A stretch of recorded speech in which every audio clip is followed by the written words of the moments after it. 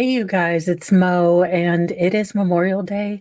And I was going to already record this part of the State Strikes Back, starting their timeline of Laci Peterson's last day. But, sometimes I like to know that I like to bounce theories off of you. So, where we ended up with part two, if you've not watched that, I'll kind of give you a brief summary.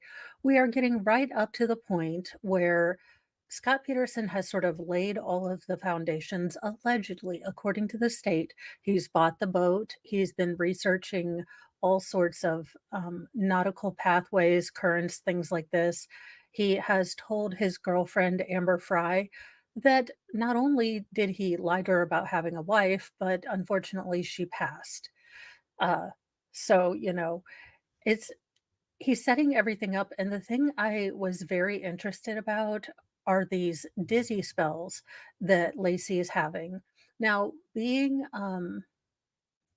a pregnancy expert, I mean, dizzy spells and not feeling good towards the end are sort of to be expected, but her kind of having a very healthy pregnancy and then suddenly getting these things makes me wonder if Scott Peterson allegedly, me being Nancy Drew, if he was trying to get her to unalive by means of poison.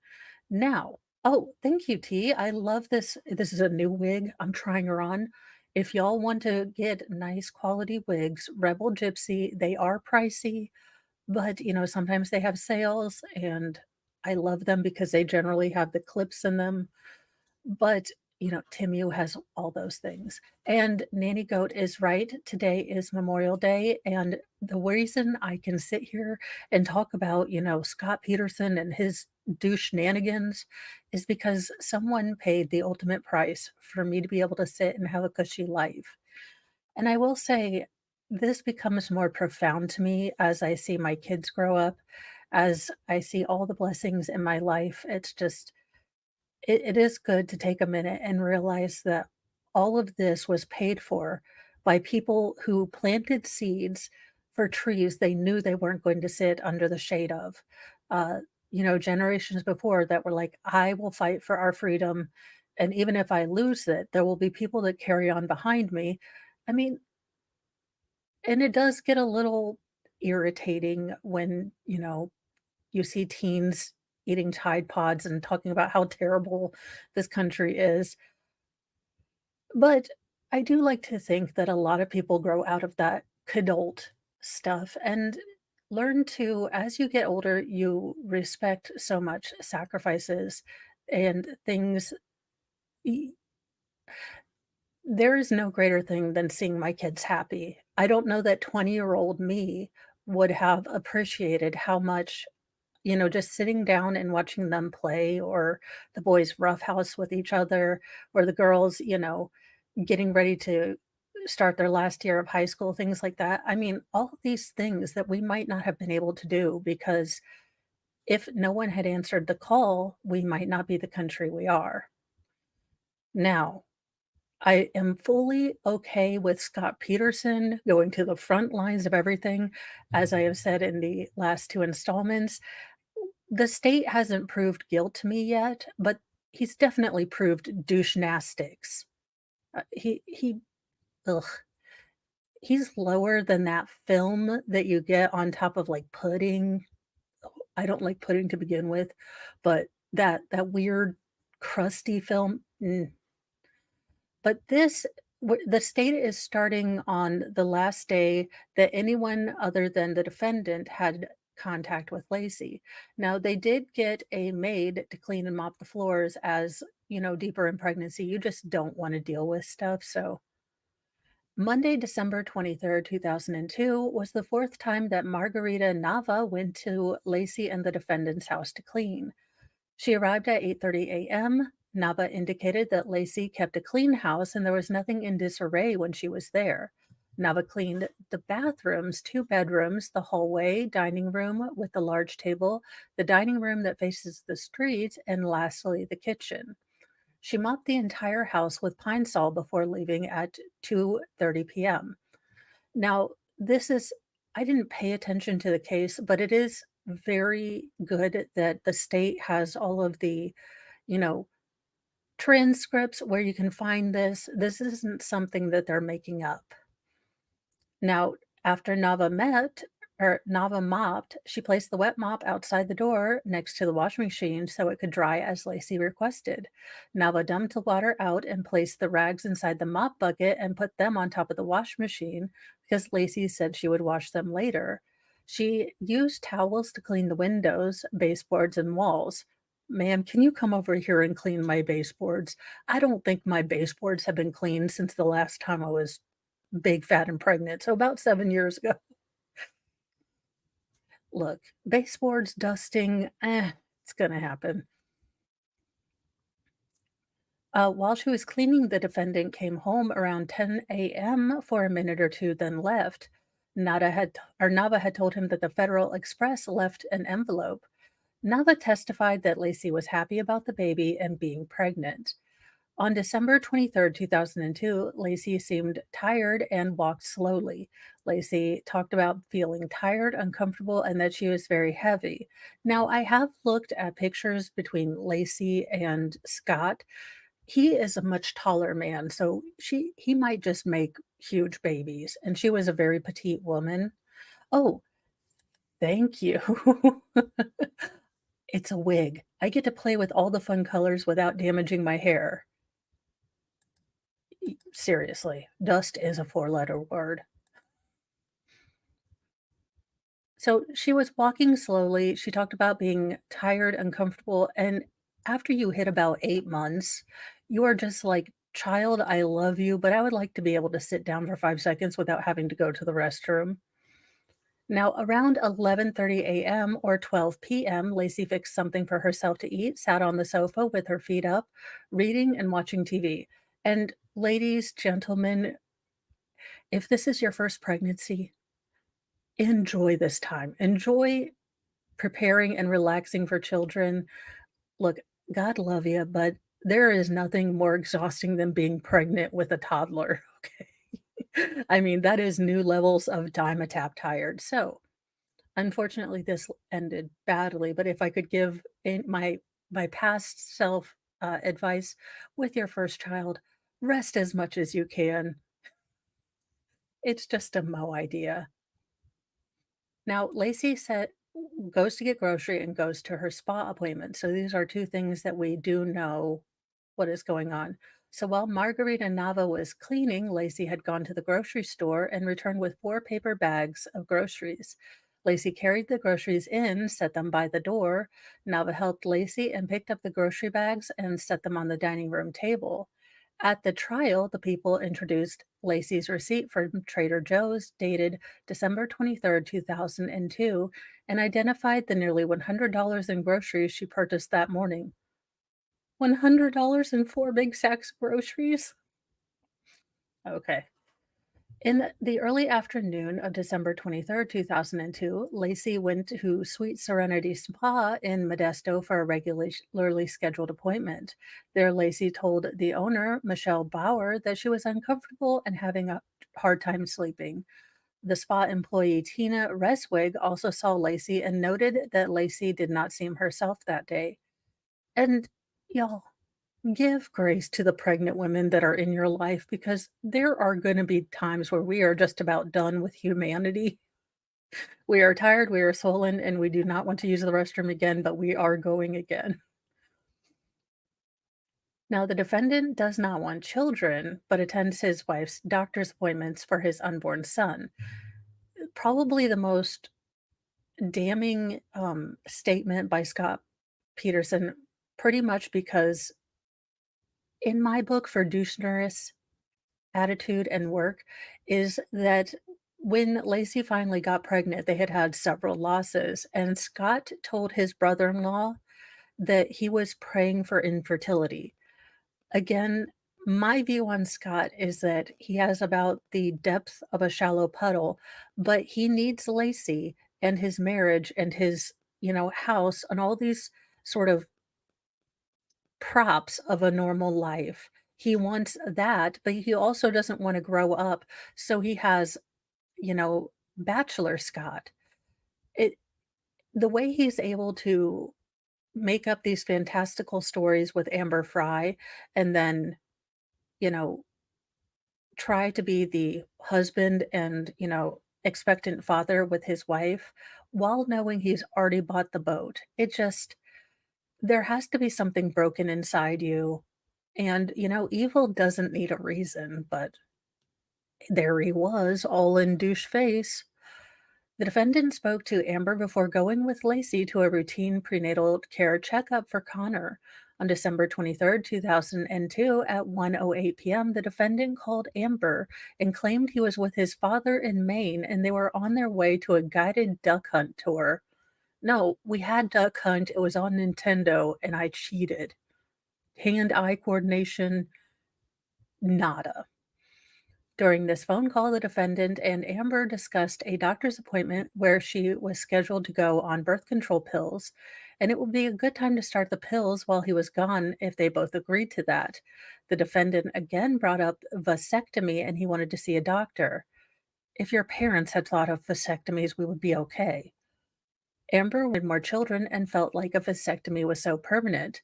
The defendant tried to comfort her and told her not to cry, then he directed the conversation to a different topic. In previous conversation, Amber asked the defendant where she could mail him something while he was overseas. Well, I mean, well, but look, if your wife is totally cool with you having a side piece, it's not my life. I don't care. Do what you want. Fly your freak flag. Do not parade it down the street, though, unless I ask you in weird detail to explain your kink. I think that's pretty much a good thing. Yeah, I so this is the state's response because Scott Peterson and the Innocence Project would like to test DNA again. Now, apparently, according to the memo, this DNA, this outside DNA, has already been tested 2 times. And the state's kind of like, okay, we are done. I don't care what you put out. We're not gonna this is a waste of taxpayers' money. Now, I haven't seen the Innocence case response, so I will be looking for that, but we still have, 337 minus 48, a shit ton of reading to do. On December 23rd, 2002, the defendant completed an application and provided Amber with a post office address in Modesto. The defendant told her she could send mail to his new P.O. box in Modesto and that the U.S. Postal Service would send him the mail via his email. What in the actual hell? That's not how any of this works. Okay, sir, yeah. This seems suspicious to Amber since he was supposed to be overseas. Dang it, when your lies catch up with you because you're in Modesto. That day, the defendant also sent a fax at 1:26 p.m. to his employer indicating that he changed the Trade Corps mailing address to the new PO box.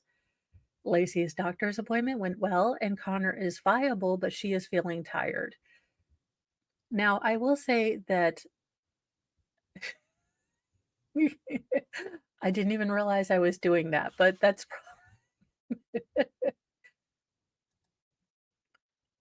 although it was not by her own volition, on December 23rd, 2002 at 2:45 p.m., Lacey had her last prenatal checkup.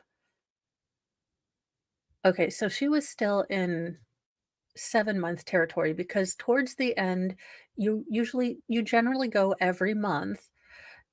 Then towards the end, you go every 2 weeks and then every week.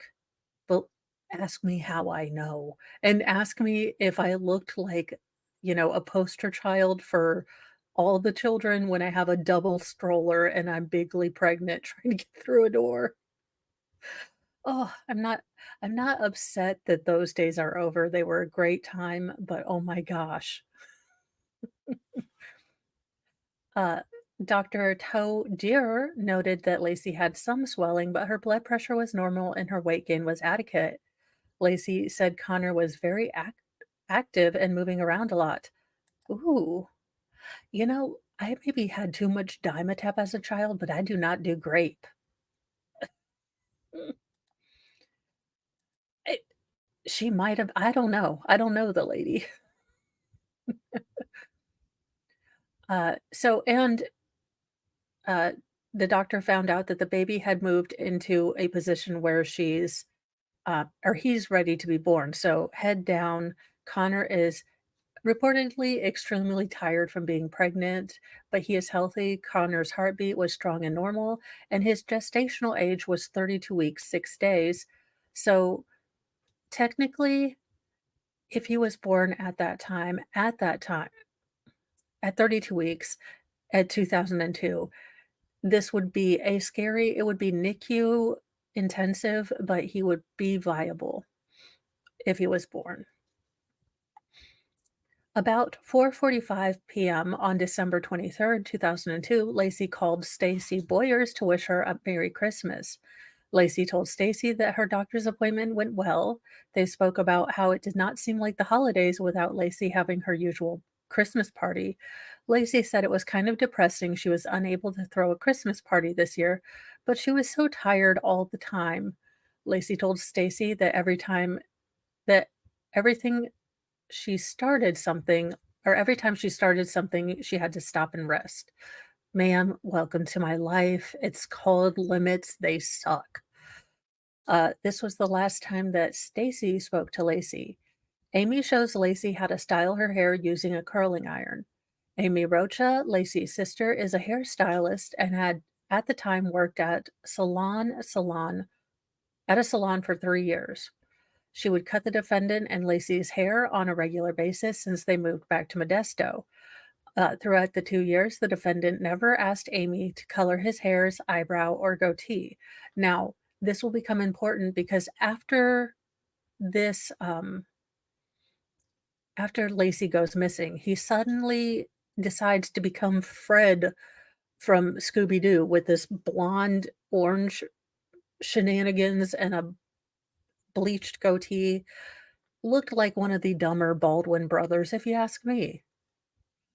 Uh, Early that day, Lacey had called and asked if she could cut the defendant's hair.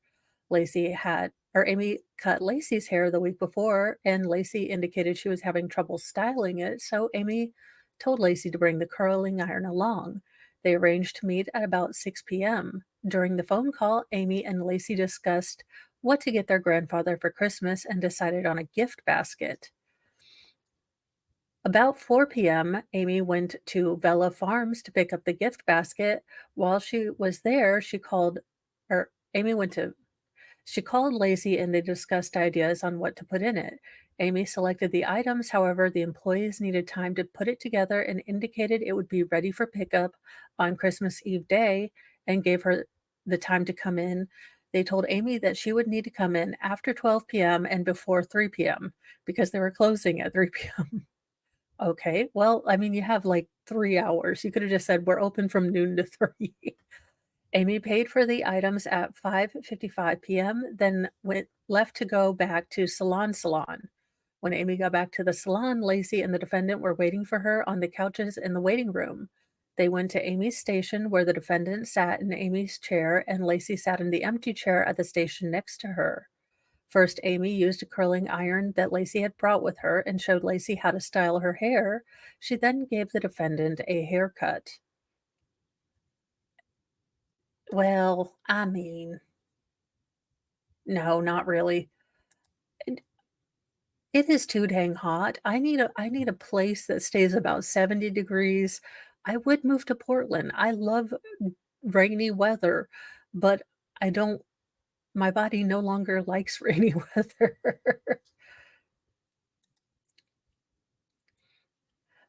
Oh, and then Lacey was her usual talkative self, except Lacey said that she was really tired. They talked about the gift basket and that it was not going to be ready to be picked up until December 24th between noon and 3 p.m.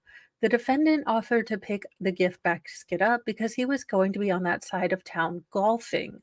Now, this is where he is laying down tracks to certain people. Only the problem is if you're gonna lie, you better tell the same story to everyone if you're not smart. If your parents had to pay for your degree, I mean, I'm not throwing any shade here, but you about went to college in, like, Guam. Mr. Peterson. Amy confirmed he could get it at that time since the business was going to close early and the defendant agreed. At no time during the hour that they spent together did the defendant or Laci tell Amy he had purchased a 14-foot aluminum boat 2 weeks earlier. And this is why I do question if he was trying to use, let's say, chemical means to make her pass out or things like that. Because he bought the boat, he, I think, used money from Lacey's inherited jewelry that they had to pawn. It just every single thing, he's thought it through, but only to a point. He's started to tell people that he's going to be golfing, and he's not set up well, I got a boat. The fact that he didn't lay the foundation of him getting a boat, learning how to fish, that kind of thing, the fact that he threw in golfing made it all keep made not that I wanted him to get away allegedly, but sir, if you're gonna crime, be smart. If you're not smart, don't tell a bunch of different stories because you are counterfused. You are not going to remember everything. And then, internet ninjas are going to ruin your lives pretty much.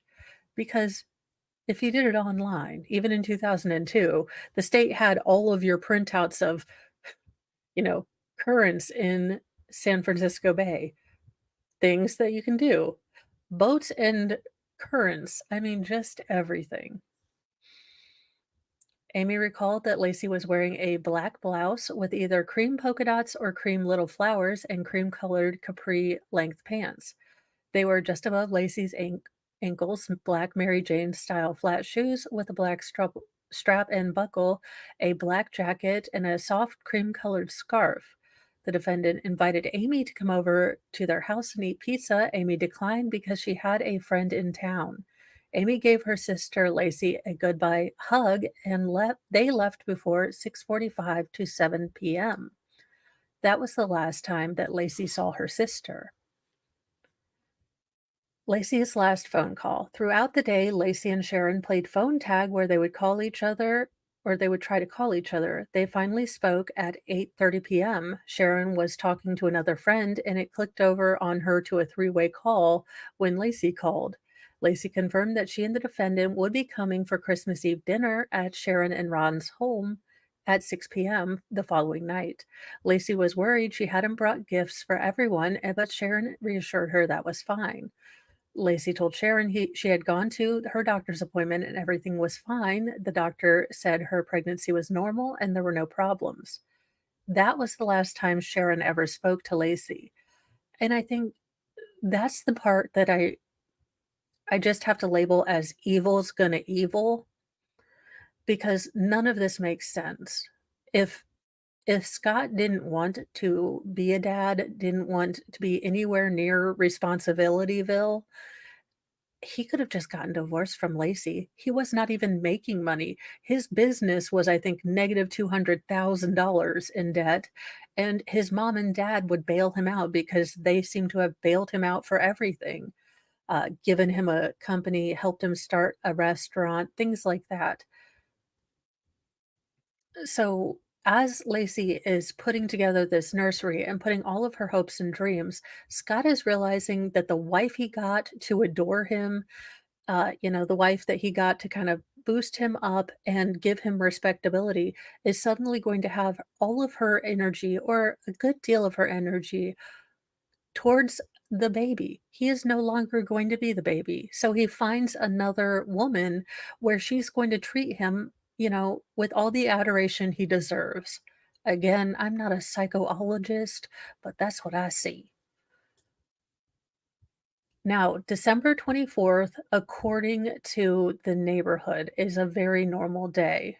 Welcome, Melanie. Bike riders and a pregnant woman walking the dog in a park. Christopher Van Sant was in the Modesto area visiting family over Christmas holiday. Between 8:45 a.m. and 9:30 a.m. on December 24th, 2002, Mr. Van Sant went to Dry Creek Regional Park to ride his mountain bike on a paved mountain bike path. He entered the park next to the tennis court, rode the entire length of the park trail, and circled back, which took him between 30 to 45 minutes. While he was riding, Mr. Van Sant saw a pregnant woman walking a dog at the footridge at Coffee and the maintenance or water pumping shed. The woman saw the pregnant woman's face, and later, when he saw a photo of Laci Peterson, he was 100% positive it was not Laci.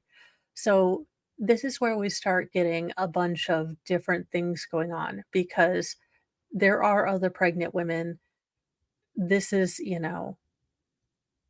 that walk dogs. I mean, there are going to now start becoming, I guess, from what the initial intro to this paperwork said, at least 10,000 tips that the cops look down or, triage to say, hey, this is good, this is bad. We don't know. On Christmas morning or Christmas Eve morning between 9:15 a.m. and 9:30 a.m., Kristen Demplewolf, who was almost 9 months pregnant, took her chocolate lab named Jake for a walk in Dry Creek Regional Park. She entered the park on the East Laloma side and walked down through the park and continued to the transfer station and along the paved path, then back to Edgebrook toward their home. It took Miss Demplewolf about 45 minutes, to an hour to walk her baby, or and an hour walking when you are 9 months pregnant, ma'am, holy mazzolis. Mackenzie is out. On December 24th, 2002, Karen Service, who was Lacey's and the defendant's next door neighbor, left her house to run some errands. As she backed out of the driveway at 10:18 a.m., she saw Mackenzie. Mackenzie is, I believe, their golden retriever or golden doodle. It's Lacey bought her, but she's their dog. And she saw Mackenzie standing alone in the street, looking towards her car. Karen pulled over and Mackenzie walked over to the driver's side bumper area. Mackenzie was dry, but her leash was moist and dirty with grass clippings and leaves. Karen checked Mackenzie's tags and confirmed it was the Petersons' dog. She grabbed his leash and walked him across the lawn to the front gate. However, it was locked. At that time, Lacey's Land Rover was in the driveway, but the defendant's pickup truck was gone. Karen believed she heard the sound of braking coming from the backyard, so she walked Mackenzie to the side gate next to the driveway and found it ajar. She opened the gate, walked through the backyard all the way towards the fence next to her house looking for Lacey. This is when she realized the braking noises were coming from the neighbor behind them. Karen left Mackenzie and his with his leash attack in the backyard and told him goodbye before closing the gate. So we already, if this is the crime scene as the state alleges, you already have two people contaminating this by, well, two beings, a dog and neighbor who is trying to do a nice thing. It does strike me as suspicious that, his car is already gone. Most people aren't really doing anything. There's not many things open on Christmas Eve. So it really does, kind of get the noggin jogging, if you will. Now, People's Trial Exhibit number 27A. God, do you guys remember when you had to print things out with those lines? I mean, we finally got color printing, but it had all those lines if it was running out of ink. And your mom's like, "Don't color picture print anymore. These ink chargers are expensive." It was a weird time. Karen returned to her house, washed the grass clippings and dirt off her hands before she got back in the car and left for her errands. As she was leaving, the neighborhood appeared normal. There was an older man walking toward the park like many people did in their neighborhood, and nothing seemed unusual. At that time, Karen did not see other neighbors, Susan or Rodolfo Medina or Amy Kirchbrom, when she left.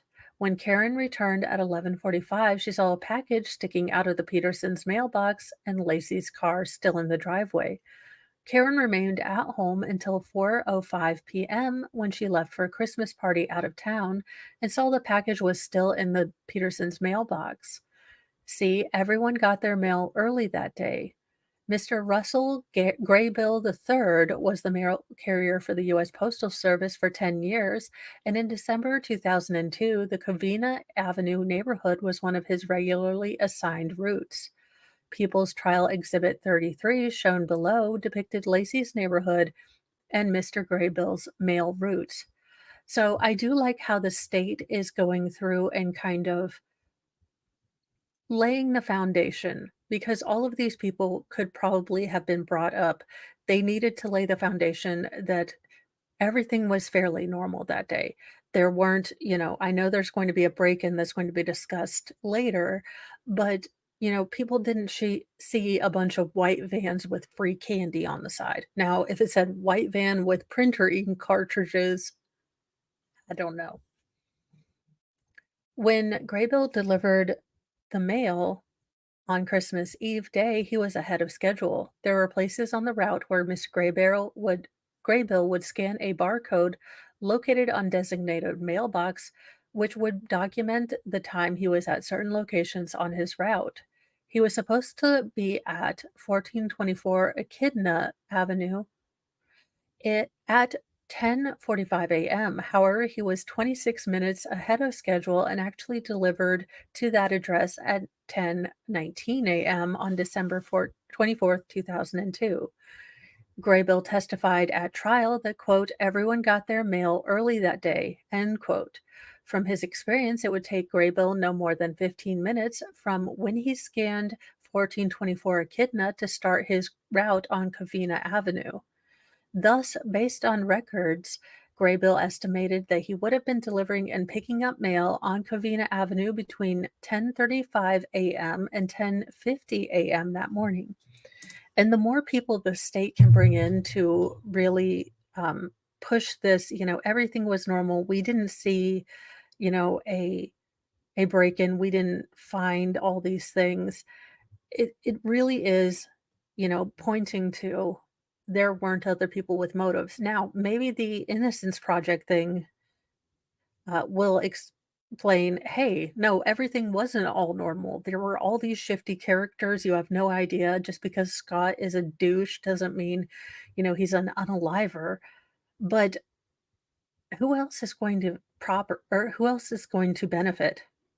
That's the question I always seem to have. I mean, as much as evil doesn't need a reason, uh, there can sometimes be hints of why they're doing this. And I think, unfortunately, Connor was going to signal that Scott, it could no longer be about Scott. It could no longer be just about him. He had to focus on someone else. And I don't think he likes the thought of that at all. Okay. So he, all right, let me see. Doo-doo-doo. When he arrived on Covina, Graybill would start the route at 5:08 Covina. Then he went to Susan Medina's house located at 5:16. Then he went to Kimbrom and Venable's house at 5:20 Covina, then 5:26 Covina, where there was a Siberian husky named Sage. Graybill continued up the street before making a loop and delivered the mail on the other side of the street, where the Petersons' house was located at 523 Covina. That Christmas Eve was a normal, ordinary day, and Mr. Graybill did not notice anything unusual on his route. The Medinas leave town and see nothing unusual. Susan Medina and her husband, Rodolfo Medina, lived at 516 Covina Avenue for almost 25 years, and they were there when the Petersons moved across the street in the winter of 2000. On December 24th, 2002, at 4:59 a.m., Susan spoke to her cousin in Chicago over the phone for about an hour. And these footnotes, so after Lacey had been reported missing, Mr. Graybill, the postman, had to verify his route to see if he'd seen anything. As part of his job, Mr. Graybill became familiar with all the dogs that lived on Covina Avenue. When he would deliver the mail, it sounded like a chorus as one dog started to bark at one house and then the next one would catch on. Thus, he kept the whole neighborhood, which would have had a bunch of dogs barking. During that time, Susan glanced out her front window and observed that there were two vehicles parked in the Petersons' driveway. Between 8:20 and 8:30 a.m., the City of Modesto building inspector, Mr. Nicholson, stopped at the Medina's residence to inspect a new patio they'd added to their backyard. Mr. Nickerson finished his inspection and left their house at about 9:32 a.m. Susan and Rodolfo showered, finished packing, and loaded the car, which was parked on a cement pad located on the south side near the back of their house. The Medinas have a small outdoor dog named Diana. During this time, Susan set a large amount of food and water for Diana, who would stay in their backyard. Rodolfo locked the house and padlocked the backyard gate in preparation to leave for 2 days. Before they backed out completely of the driveway, Suzanne handed Rodolpha a stack of outgoing mail to put in the mailbox located on the front of their porch. Rodolfo put the outgoing mail in and checked the mailbox, which indicated they had not received any new mail at the time. They left for their trip. As the Medinas turned the corner down the street, Susan called her son to tell them they were on their way at 10:33 a.m. Susan Medina did not notice anything out of the ordinary or usual that morning. And to be fair, I mean, it is the day before Christmas. People are running around. There could, honest to goodness, that the Christmas Eve day, there could be a convention of clown dressed furries. And I might not notice it because I'm so busy preparing and getting stuff done. But I do like how this state is bringing receipts and slowly building on this. Look, again, there was not people that came in and, set on a van, you know, clearance candles and books. They're they're closing off these avenues where the defense could say, "Hey, but you didn't ask this person if anything was weird, and if you didn't ask this person, then how do you know it wasn't weird?" Neighbor's work van is parked as usual across the street. Amy Kimbrom and her significant other, Tara Venable, lived across the street from Laci and the defendant. Kimbrom's 2002 midsize Astro work van was parked as usual outside her house between her and Medina's property line. Between 10:30 a.m. and 10:38 p.m., Kimbrom and Venable were awakened to the sound of Sage, who lives at 526 Covina, and another unknown dog barking. Kimbrom got out of bed and took their dog outside to go to the restroom in the front yard. As Kimbrom stood at the porch, she saw nothing going on in the neighborhood and thought it seemed abnormally quiet. Venable also got up and opened her kitchen blinds, which faced the Petersons' house. The defendant's truck was gone when they woke up. The Petersons' house looked unoccupied. The shades in front of the Petersons' house remained down, and Lacey's Land Rover was parked in the driveway the entire day. Neither Kimbrom or Venable saw Lacey all that day. During the trial, Kimbrom demonstrated for the jury where her house was located across the street from the Peterson home by writing the word Kimbrom at the bottom of a picture that she showed them where she always parked her work van by writing the word van to the north of the the garbage cans on her side of the street, which are seen on People's Trial Exhibit number 21 as depicted below. Oh my gosh, before we had the little, tablet and you could write these things. So we had to use printout pa You know what? Half of taxpayers' money went to those ink cartridges, I'm telling you. Number F, or letter F, Lacey didn't answer the phone. So it is Christmas Eve. I don't know how Scott thought he was going to get away with this, like Christmas would distract everyone. Lacey is the type of person that seemed like she wanted to be surrounded by family, out doing things, and out where the people are. Now, I've heard tell there are people like this. I am perfectly okay being where the people aren't. But she does have, some people are like that. Now, Sharon was expecting Lacey and the defendant for Christmas Eve dinner at 6 p.m. All of this while Scott Peterson has told Amber Fry that he is going to Europe. You have to send things to a PO box that I just got that day for some reason from, like, Venice. It makes all the sense. Now, as always happens in my house, between 3 p.m. and 3:30, Sharon realized she didn't have whipped cream. So Ron called Lacey to ask her to bring some over when they came. When Lacey didn't answer the phone, Ron left her a message. Around 3:45 p.m., Amy Rocha, so the sister, received a phone call from Vella Farms asking whether someone was going to pick up the gift basket they ordered for her grandfather. Now, she was surprised that the defendant had not picked it up as he had promised. The defendant never called Amy to say he was unable to get the gift basket.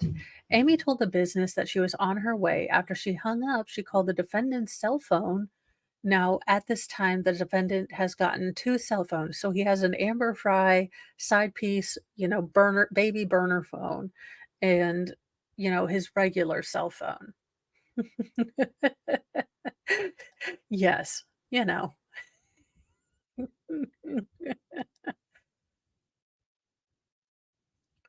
Let's see. Amy called Lacey and the defendant's home phone, but again, no one answered. She didn't leave messages on any of the phones. No one heard from Lacey on December 24th, 2002. The defendant returned home between 4:30 p.m. and or 4:45 p.m.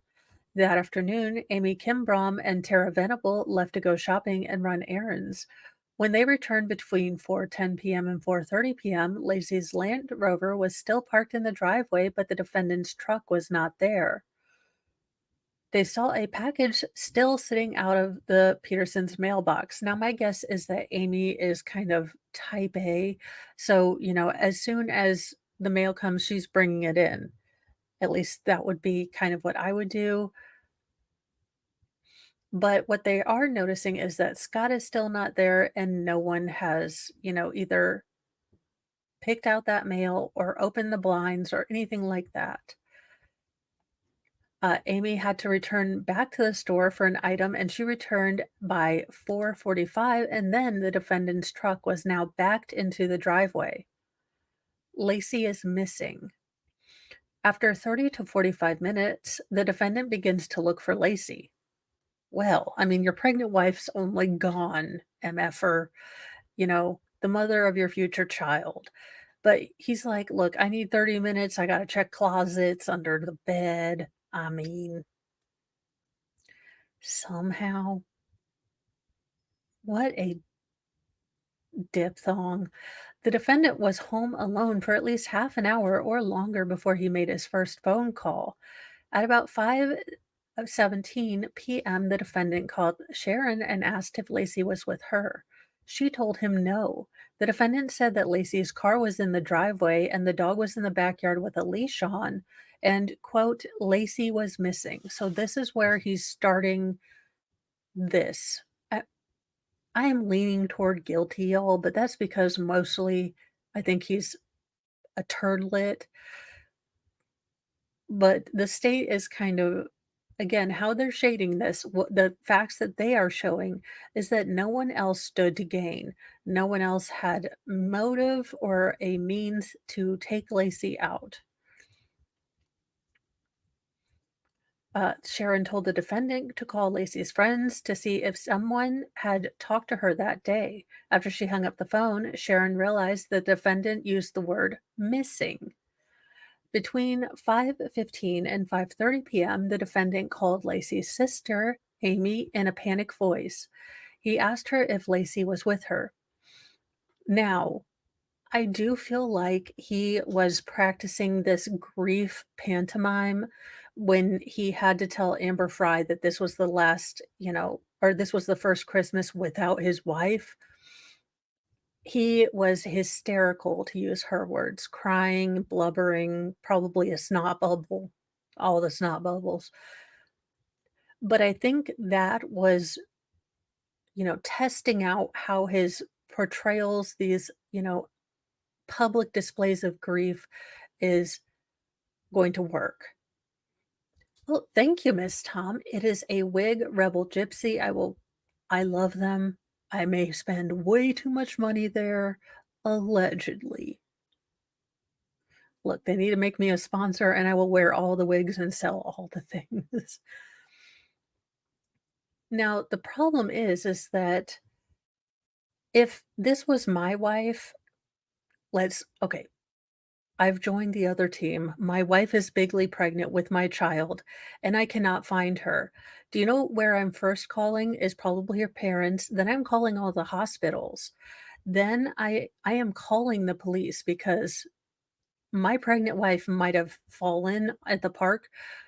The problem is that I would go into super grasshopper mode.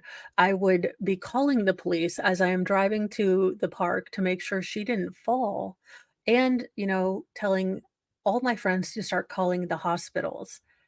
The fact that he did not do that really starts bringing up suspicion. And if he's so worried, again, why are you calling friends? Your wife is like, hugely pregnant, call hospitals.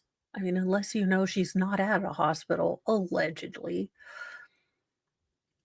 So between so then he called the defendant's sister, Amy, in a panicked voice and asked if Laci was with her. Amy said no and asked whether Laci was with Sharon.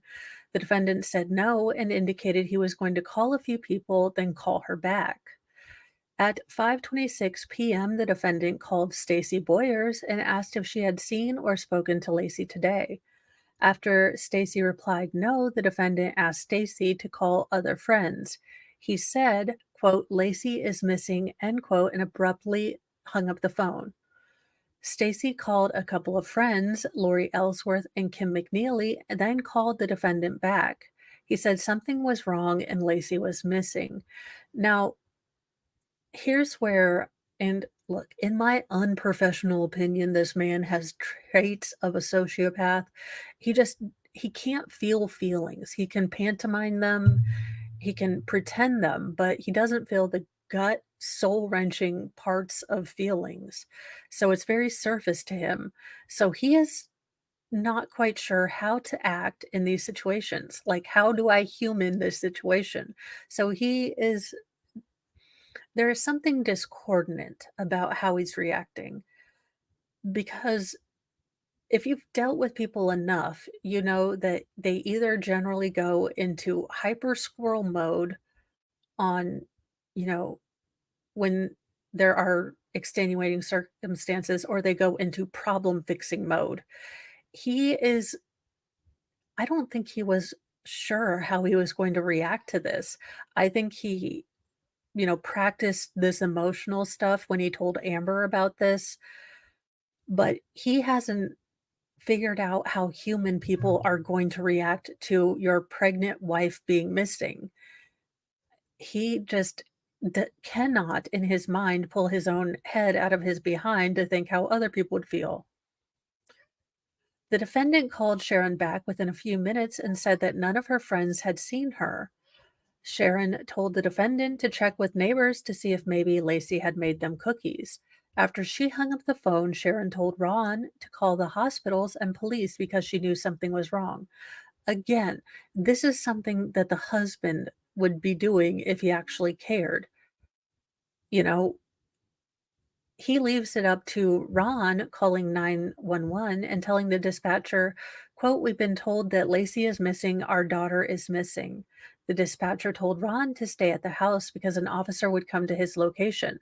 So, not the husband, the stepfather has called the police.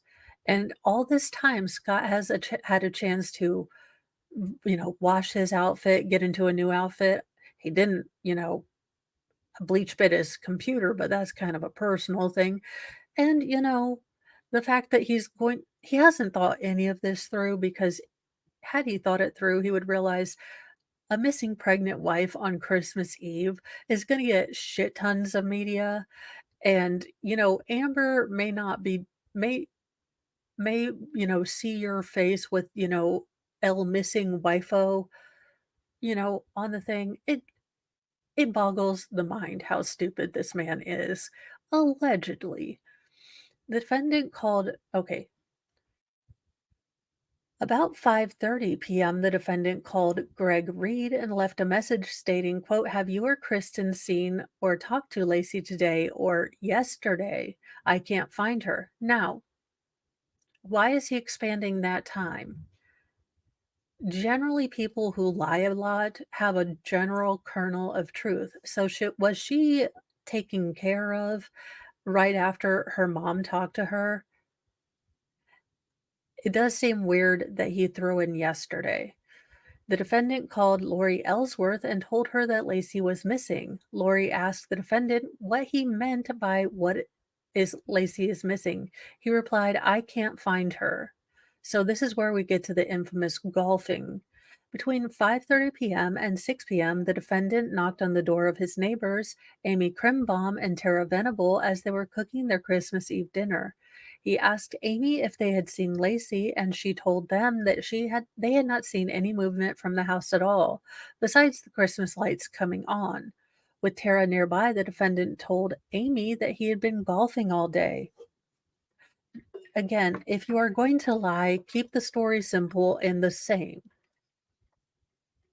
It's like I tell my kids, you can't tell your dad that you got a C in math and tell me you had a B. You need to keep the same story straight. With Tara nearby, the defendant told Amy he'd been golfing all day and he'd tried to call Lacey all day but was unable to get a hold of her. Amy told the defendant that they had not seen any movement from the house all day and figured that they were out of town. At that time,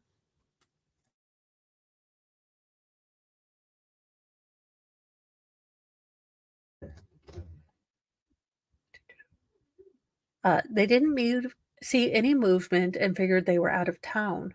At the time, the defendant appeared distraught, which upset Amy and disrupted their Christmas Eve dinner plans.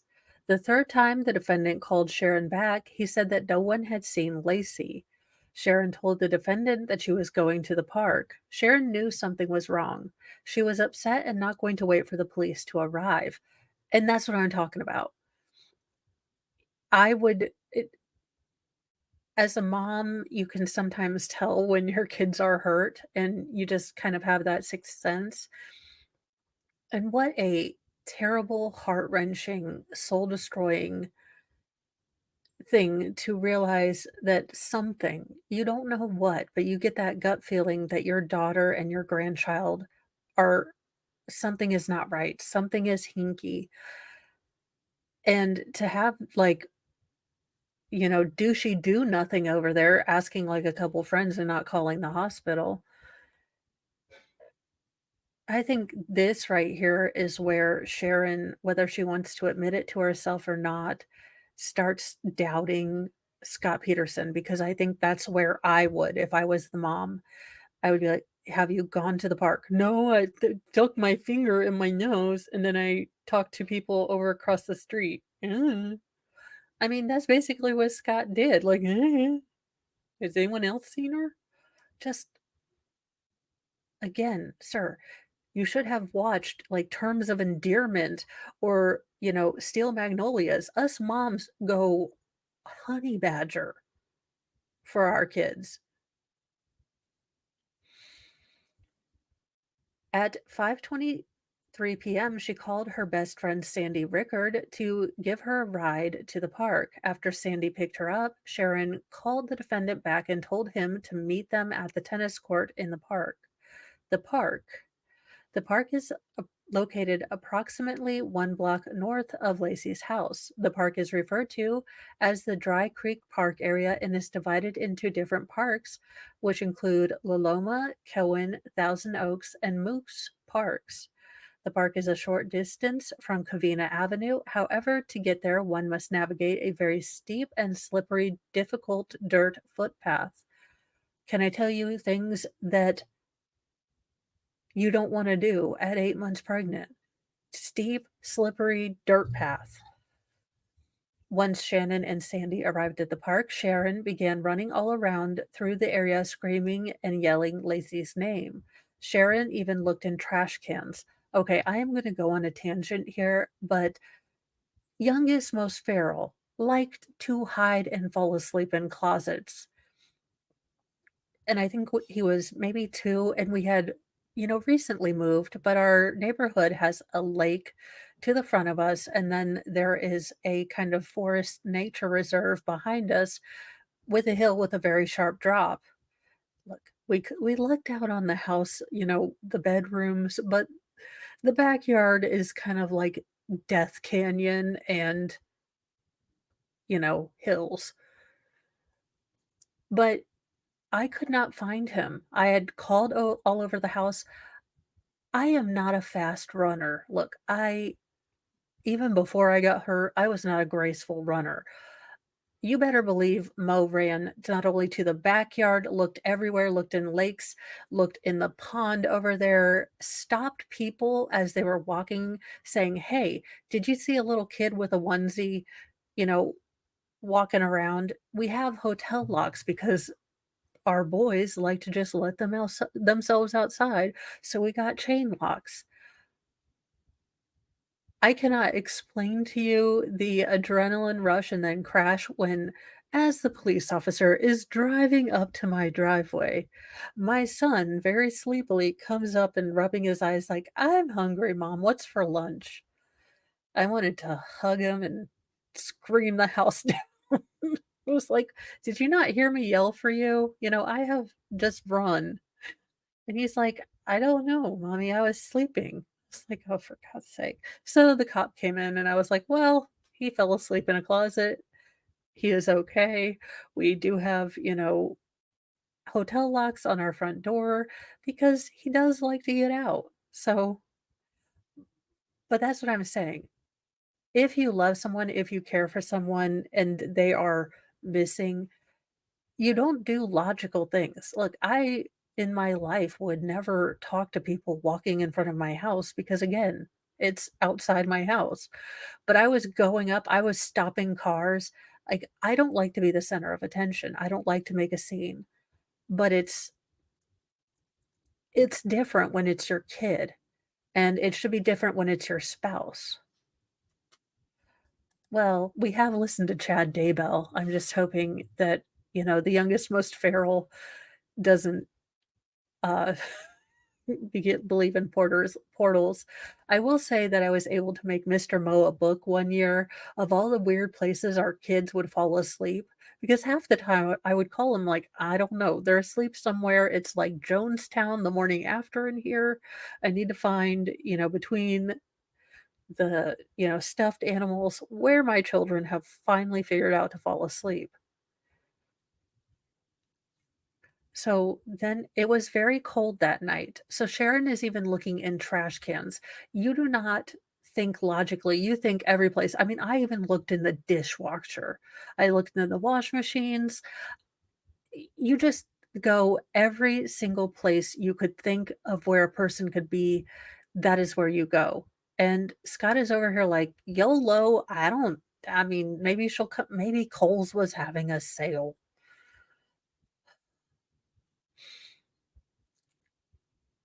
Ron Gransky called Gwen and Harvey Kemple, who are related to Sharon, for assistance. The Kemple had over 30 family members and friends over for the holidays, and all the adults went to the park for help.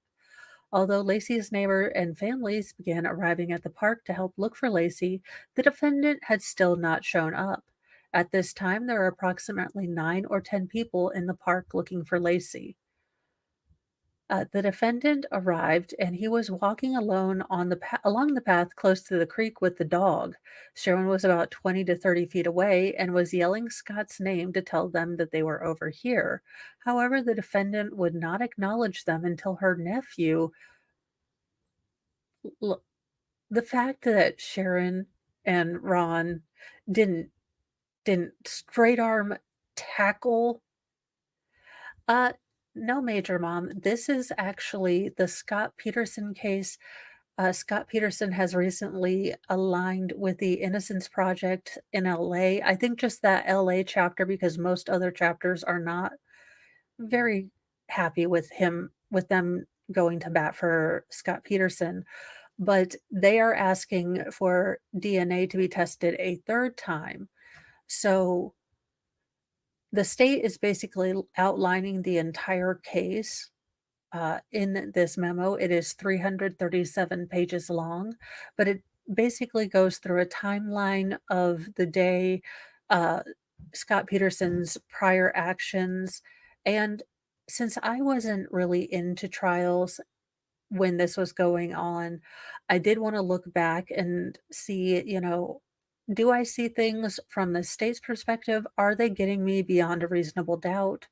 Or, and then look at the Innocence Project and see what they allege, because for a long time there has been a theory that there was a break-in, I think the cross the street neighbors, either a few days before or a few days after, and there have been people that wonder if Laci maybe walked into or stopped a robbery or in, you know, a robbery in progress.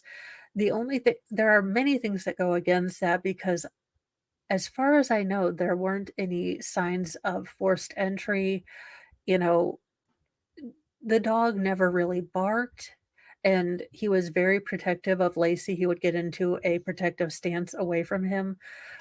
And all these neighbors are talking about the time before she is missing, that, everything is normal. The house is quiet. It doesn't look like, yes, it's Modesto.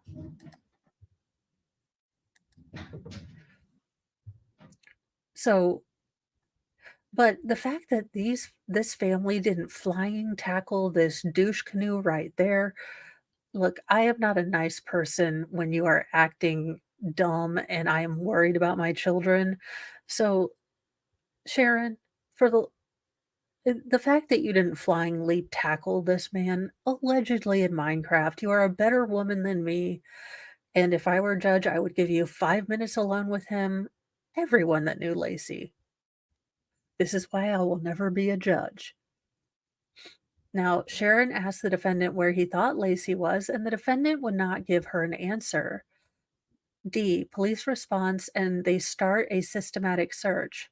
On December 24th, 2002, Modesto police officers were dispatched to assist with a search for a missing person at East La Loma Park, also known as Dry Creek Park. At about 6:11 p.m., Officer John Evers, who was designated as the primary unit to investigate the missing persons call, arrived at the park. Officer Matthew Spurlock, Officer Derek Letzinger, and Sergeant Byron Dutterfelt also responded. It was dark, and Lacey's family and friends had been searching for her for about 15 minutes when the officers arrived at the park. Officer Evers observed that Sharon Rocha was hysterical and crying. Now, my guess is Sharon, and you can call it hoodoo or voodoo, but you get a connection with your child, and unfortunately, sometimes your gut tells you when something just isn't really good. And when you have this gut feeling and no one else understands the urgency, the fear that you have, because you can't explain it, it's a feeling, it's a gut instinct, but, obviously you need facts. Yes. Yes, and when we see his douche canoe yellow blonde hairdo, like he's freaking Fred from Scooby Doo. He didn't even get an ascot, but he is an asshole, so, you know, he got one of the things right. So, uh, let's see here. Okay. A large group of people were standing next to them. Sharon said Lacey was missing and that she wanted to go to the house to see if Lacey's purse was there. Now, my guess is Scott Peterson has not thought this through. Lacey's purse is going to be there. Everything that she would normally take with her if she were actually leaving the house. Now, I don't know what her practices was about. It was with walking, but there are certain items that she probably would not leave the house without, and her mother knows that. And Scott is probably dumb enough or disengaged from his wife so much that he won't know these things. Then the defendant walked from behind the group with the dog on a leash and indicated that Laci was his wife. Well, and she was missing. Officer Evers spoke to the defendant to try to gather information. The defendant told the officer that he had been fishing all day in the Bay Area. Now, this is where it's going to get pretty bad pretty quick with Scott because he's told some people he's been golfing and other people that he's been fishing in the bay. And he never really researched what he was supposed to be fishing for in the Bay Area. He said he last saw Laci before he left that morning, then Laci was getting ready to walk the dog in the park. However, Laci was told by her doctor because of her dizzy spells to wait to walk the dog if she felt up to it in the afternoon when she would be more hydrated and have more calories in her to not feel so dizzy. Officer Evers told the group to go back to 523 Covina Avenue because it was the last place Laci was seen, and he wanted to start a systematic search beginning at her home and working outward. So, unfortunately, inviting all these people back to the house is, in effect, tainting this crime scene with everyone. You already had the neighbor who kindly put the dog back in the backyard, but already you have seen contamination.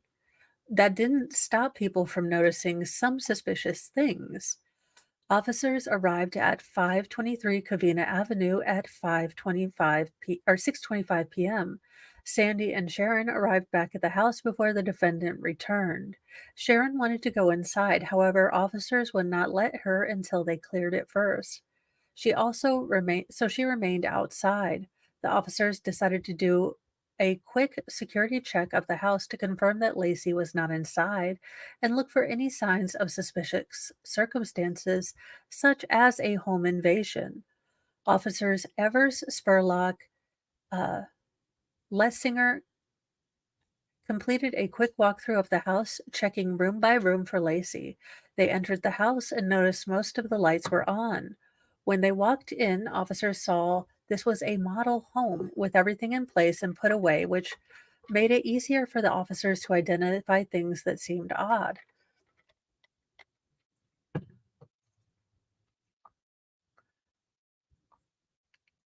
Okay, let's see. Although they found no indication of burglary or anything missing, the officers noted some suspicious things. The first thing that caught the officers' attention was wet pavement in the courtyard, as if someone had poured liquid on it. Next to the wet pavement was a mop bucket and two mops that were leaning outside the house door.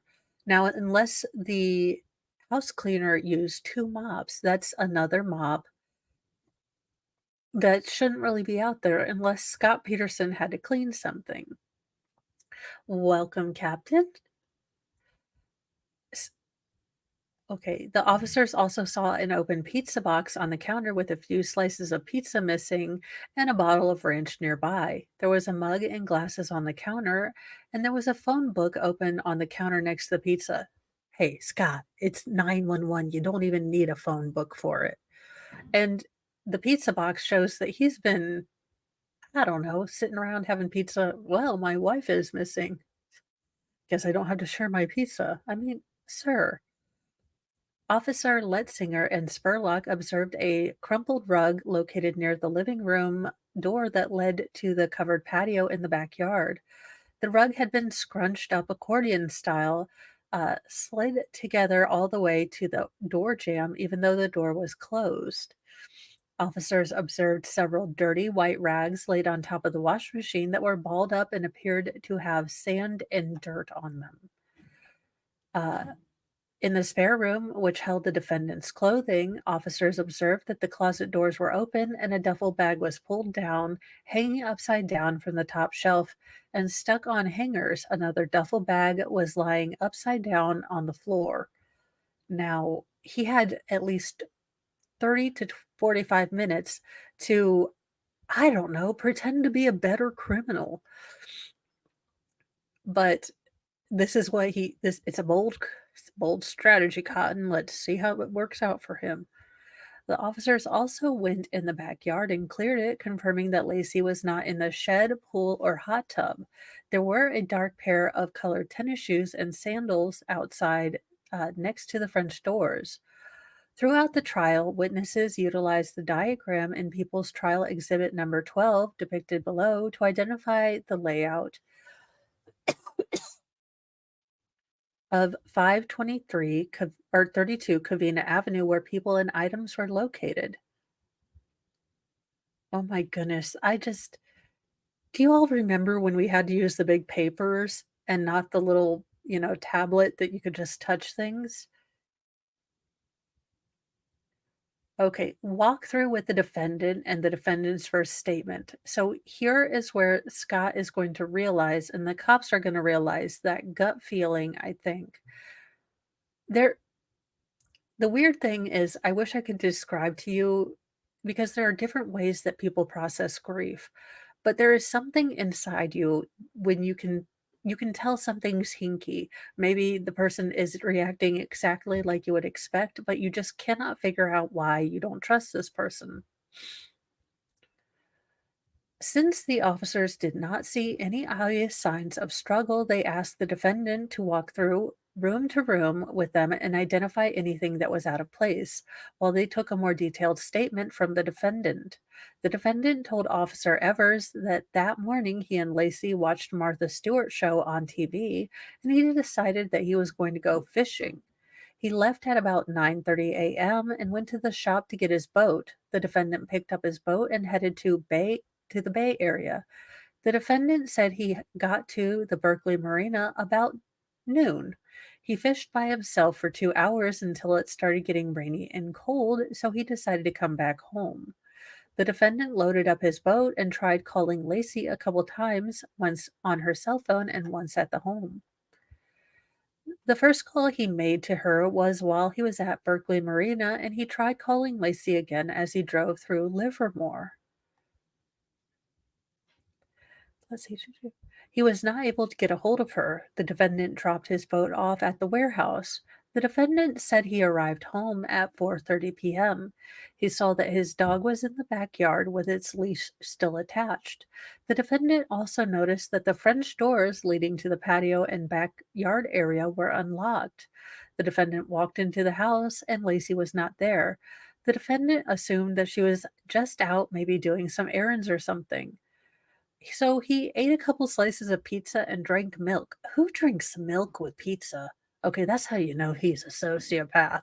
That is some gross crap right there. Now, I don't really like milk unless it's in a milkshake, but still, blech.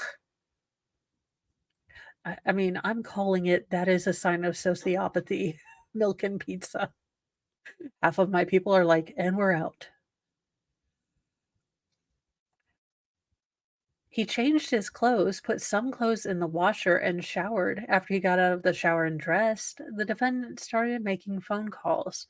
Now, I'm guessing that detectives and the really smart cop people are going to say, well, what prompted you to make a call if you assumed she was out doing, I don't know, lady stuff and buying stuff? What was the point where you started getting upset? Because Scott Peterson is really good at surface emotions, at level, the smoozy, charming guy who sells you a car.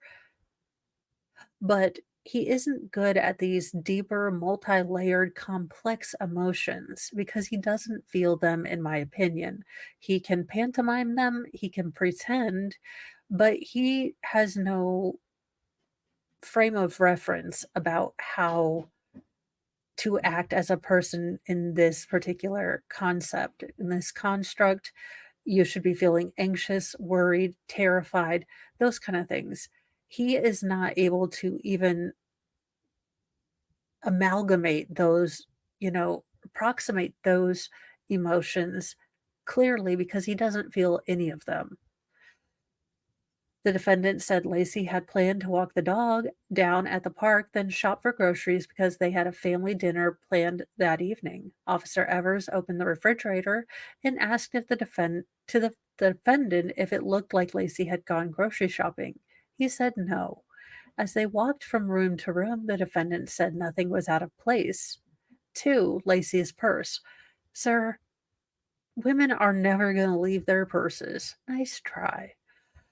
The officers asked the defendant where Lacey kept her purse, and he indicated she either hung it up by the front door or in her bedroom closet. Okay, Lacey was much more put together than I am because half the time when I'm leaving, I'm like, where the hell did I put my purse?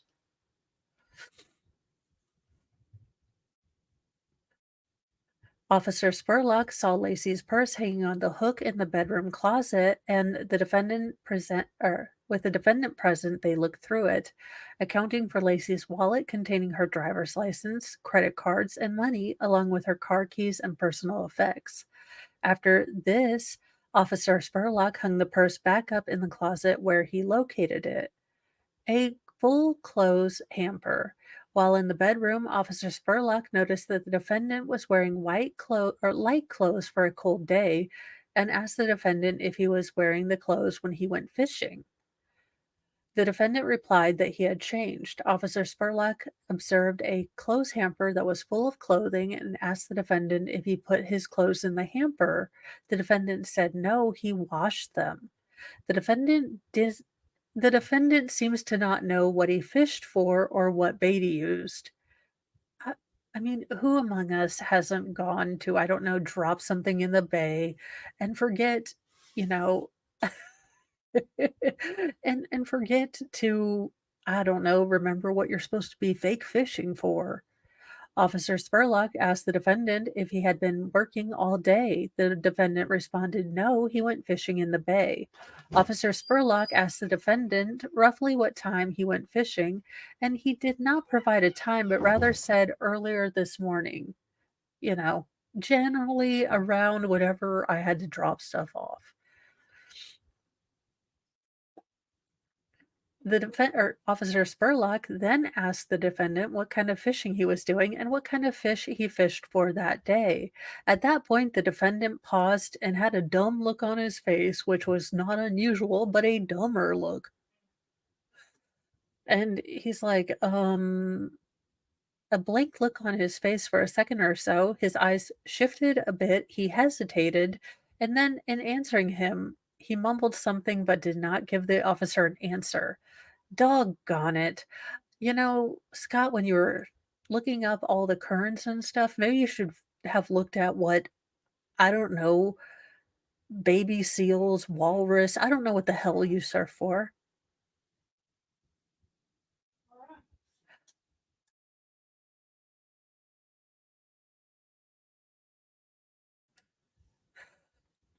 Officer Spurlock asked the defendant what he was using for bait.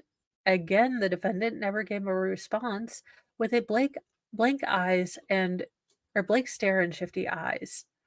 After some hesitation, the defendant said he was using a silver lure and gave a hand gesture of about 7 or 8 inches. You wish. The defendant told the officer that he kept all his fishing gear at the storage facility for the company he worked for. Compared to the defendant's calm demeanor earlier, Officer Spurlock described the defendant's demeanor during this line of questioning as quote unquote nervous, a little fidgety, and more standoffish.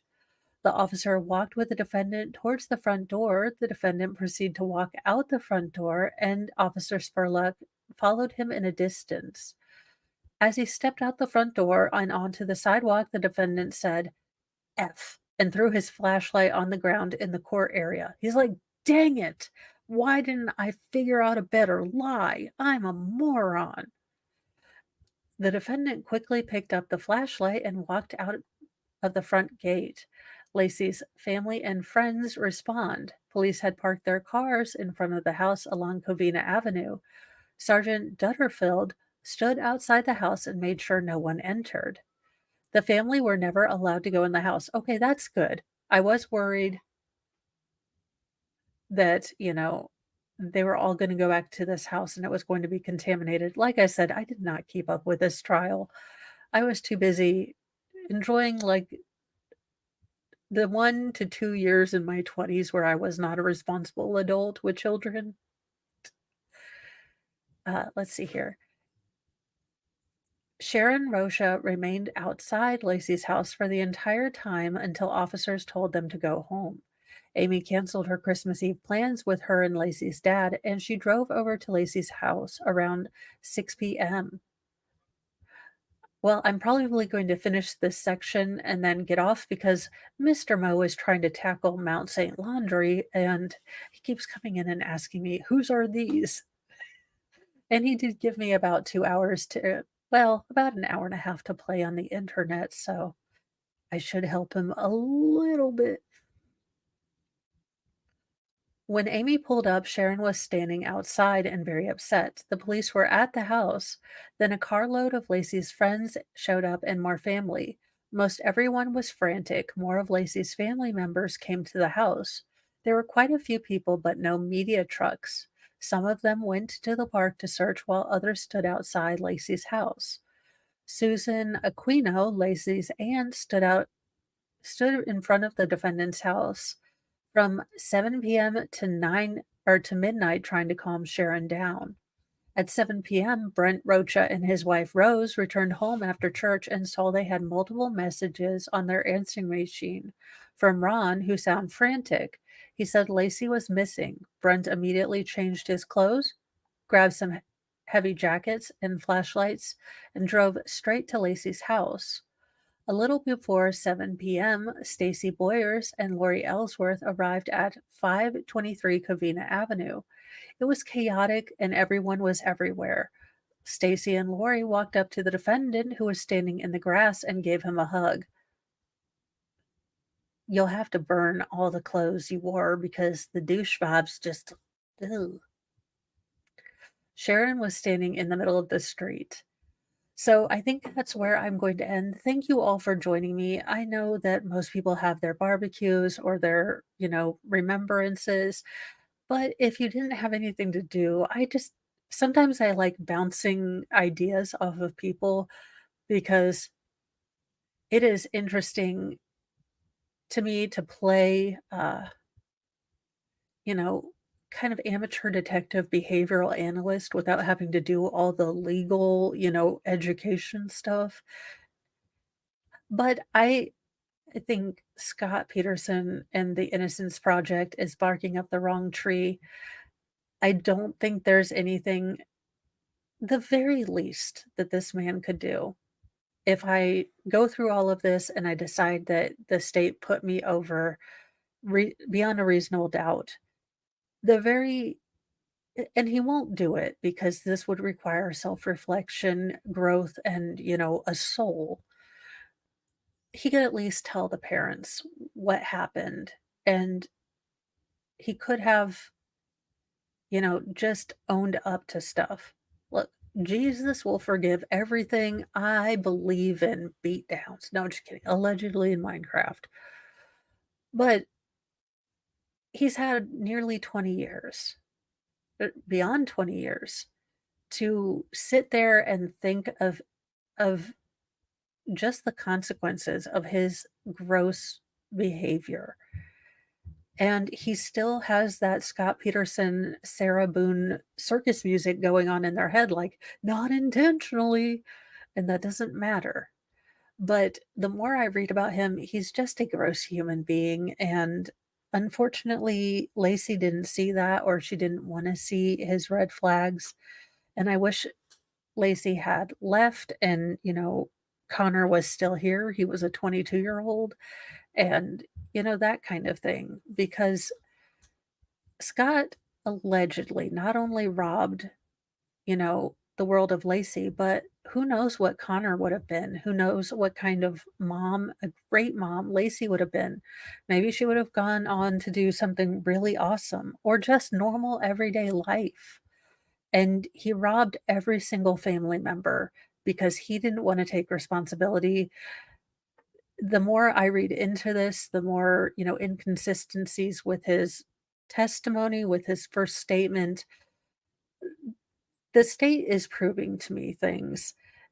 Again, evil doesn't have to have a reason, a rhyme to it, but the only person that stood to gain by Lacey being gone, I have to see if he had life insurance. But the only person that seemed to be, the one that would gain, the one that wouldn't have to deal with growing up is Scott Peterson.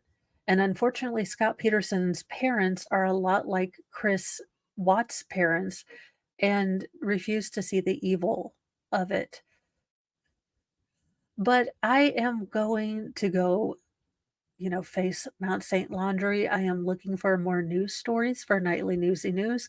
I may not be able to, I don't think Shizzy's going to be home yet, but it will probably just be a short Nightly Newsy News tonight. I am trying to pick up my activity during good days, but that means around 8 p.m. or so, my legs are about shot for the day. So, have a wonderful day. Spend time, just quietly reflecting about the things that you are able to do. Uh, if Amber's kid, yeah, that, well, that's what I do wonder. I do wonder if because Amber's daughter had another father, maybe not in the picture, but I don't think he would have stayed with Amber. Amber wanted more children. And I think that would be a breaking point in their relationship.